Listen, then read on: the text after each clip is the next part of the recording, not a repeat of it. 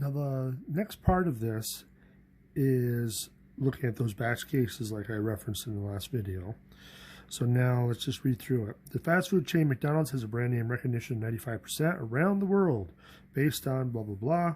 Assuming that we randomly select 5 people, find the following. Probability that exactly 3 of the 5 people recognize McDonald's. Probability that the number of people who recognize McDonald's is 3 or fewer. So now we have 2 methods now. We can either use the binomial formula, which is pretty universal and works no matter what, or we could use the table, but we have restrictions that have to be satisfied. So looking at this case, n is equal to 5 because they're looking at 3 out of 5, and 95%, which is P95, or excuse me, 0.95. So that does mean that table A1 can be used. So if we go to the table, now the one thing that is missing from this statement here is what's x. X is 3. So we have all 3 pieces we need to answer this question. So now if we go to our table, we got n is equal to 5, x is equal to 3, and we want 95%, looks like 0.021. So 0.021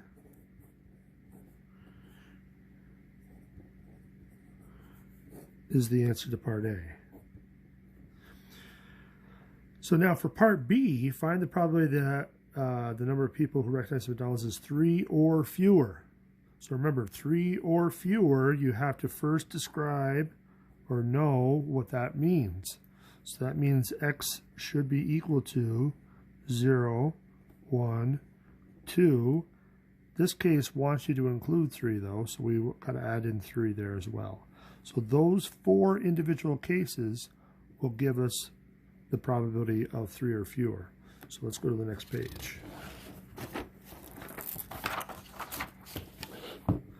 Now, I've already shown on here what the binomial formula will give you, and I gave it to quite a few decimal places for a purpose. So now we got really precise answers, and we got a really precise final answer for probability of 3 or fewer. So we have, 0.022592501. Now, we already found that the probability of 3 was this, so let's just get those last few. So we want 5, we want 2, and we want 95%. So 0.001. Now, if we kind of just keep on here, we can get the rest of them as well. Oh, so for 1, it's 0 plus. And if we go up 1, it's another 0 plus. So our answers, 0.001, 0 plus, 0 plus.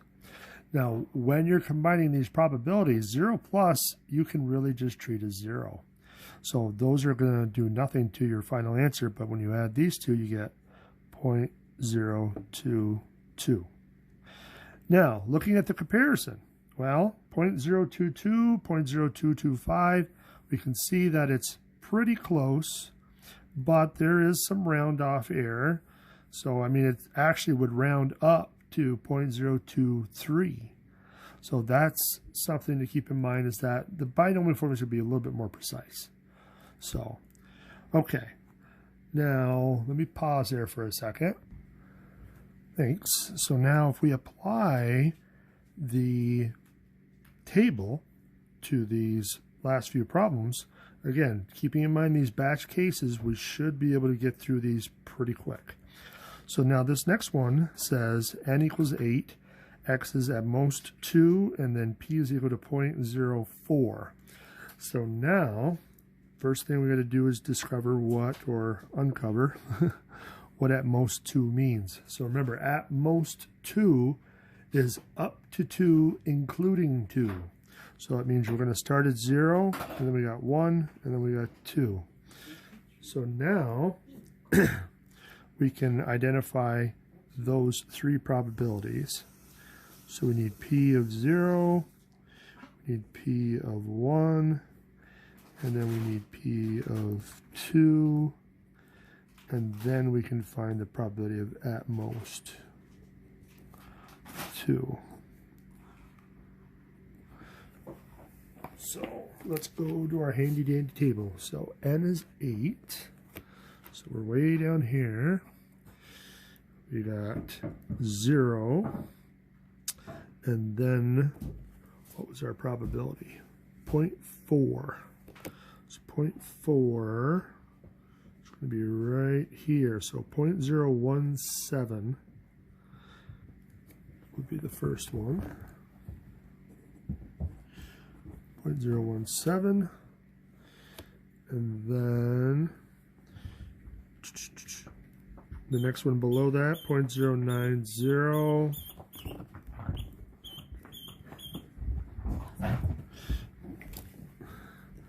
and then the last is 0.209, so 0.209. So now we just have to add those up.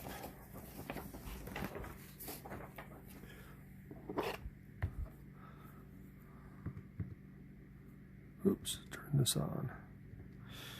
0.017 plus 0.090 plus 0.209, so 316.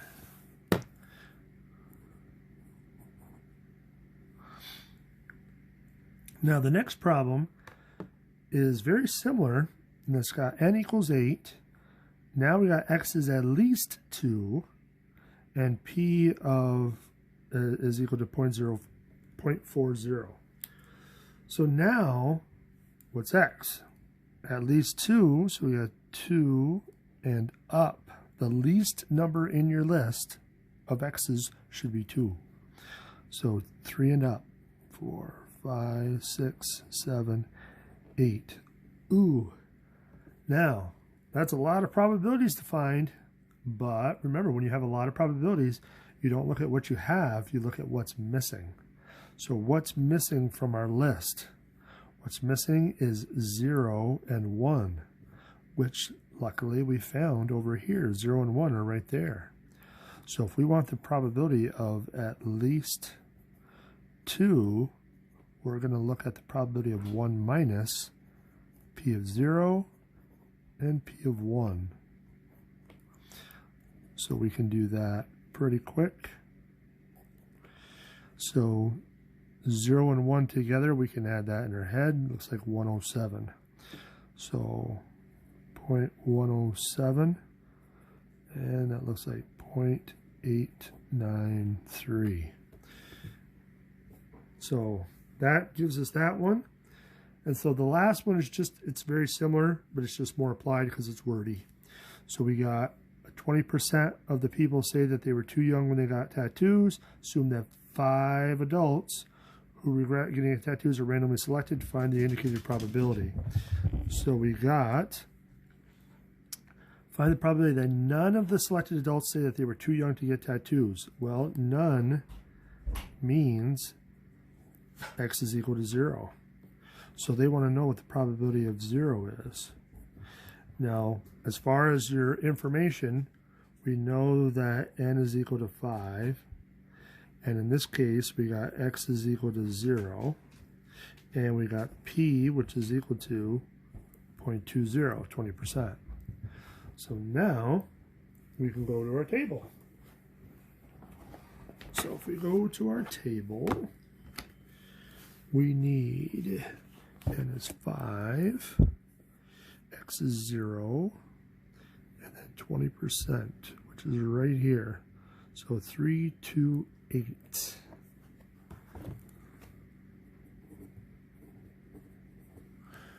Okay. Find the probability that exactly 1. Well, that's pretty quick. X equals 1, and that's it. So the probability of 1, let's see what that is. So we got, again, 5, x equals 1. Let's go under 20%, so 0.410.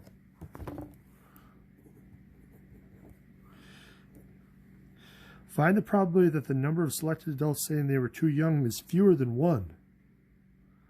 Well, what values of x would that be?